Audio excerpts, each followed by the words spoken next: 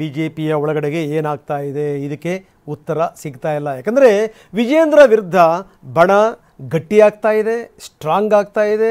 ಬೇರೆ ಬೇರೆಯವರು ಕೂಡ ದನಿ ಸೇರಿಸೋಕ್ಕೆ ಶುರು ಮಾಡಿದ್ದಾರೆ. ನೋಡಿ, ಇಲ್ಲಿ ತನಕ ಸುಮ್ಮನಿದ್ದಂಥ ಸುಧಾಕರ್ ನಿನ್ನೆ ಇದ್ದಕ್ಕಿದ್ದ ಹಾಗೆ ನಿನ್ನೆ ಅಬ್ಬರಿಸಿ ಬೊಬ್ಬರಿಸಿದ್ದಾರೆ.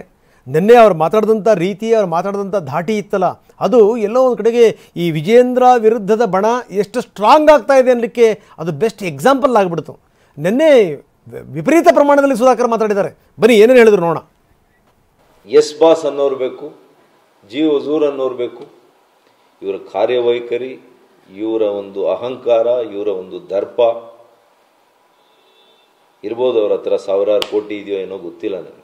ಇವರನ್ನು ನಾನು ಆಗ್ರಹಪೂರ್ವಕವಾಗಿ ಕೇಂದ್ರ ನಮ್ಮ ನಾಯಕರುಗಳಲ್ಲಿ ಮನವಿ ಮಾಡ್ತೇನೆ.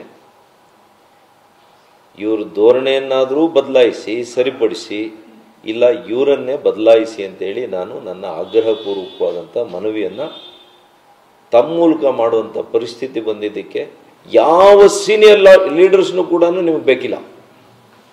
ಎಲ್ಲರನ್ನೂ ಕೂಡ ಸಮಾಧಿ ಮಾಡಕ್ಕೆ ಕೊಟ್ಟಿದ್ದೀರಿ.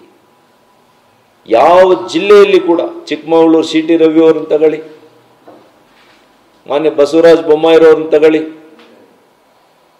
ಯತ್ನಾಳ್ ಅವ್ರನ್ನ ತಗೊಳ್ಳಿ, ಯಾರನ್ನು ರಮೇಶ್ ಅವರು, ಅವತ್ತು ರಮೇಶ್ ಅವ್ರು ನಿಮ್ಗೆ ಬಹಳ ಚೆನ್ನಾಗಿದ್ರು. ರಮೇಶ್ ಅವ್ರನ್ನ ಹಾಕಿ ಮುಗಿಸ್ಬಿಟ್ರು. ನನಗೂ ಕೂಡ ಸಮಾಧಾನದ ಒಂದು ಇದು ಮುಗಿದೋಯ್ತು. ಈಗ ಇನ್ನು ಯುದ್ಧ, ಸಮಾಧಾನ ಮುಗಿದೋಯ್ತು, ಇನ್ನು ಯುದ್ಧ. ಈ ಮುಖಾಂತರ ಏನು ಅಂತಂದರೆ ಬಿಜೆಪಿ ನಾಯಕರುಗಳು ಇನ್ನೊಂದು ಯುದ್ಧಕ್ಕೆ ಸಜ್ಜಾಗ್ತಾ ಇದ್ದಾರೆ ಅಂತ. ಮೊದಲು ಈ ಮತ್ತೊಂದು ಜನ ಸೇರ್ಕೊಂಡು ಏನು ಮಾಡ್ತಾರೆ, ಈಗ ಅದೇ ಕುಮಾರ್ ಬಂಗಾರಪ್ಪ, ಅದೇ ಯತ್ನಾಳ್, ಈ ಕಡೆ ರಮೇಶ್ ಜಾರಕಿಹೊಳಿ, ಈ 3 ಜನ ಸೇರ್ಕೊಂಡು ಏನು ಮಾಡ್ತಾರೆ ಅನ್ನುವಂಥ ಮಾತಿತ್ತು. ಆದರೆ ದಿನದಿಂದ ದಿನಕ್ಕೆ ಈ ವಾಯ್ಸ್ ಸ್ಟ್ರಾಂಗ್ ಆಗ್ತಾ ಇದೆ. ನೋಡಬೇಕು ಇದನ್ನು ಹೆಂಗೆ ನಿಭಾಯಿಸ್ತಾರೆ ಇವರು ಅನ್ನೋದನ್ನು ನೋಡಬೇಕು.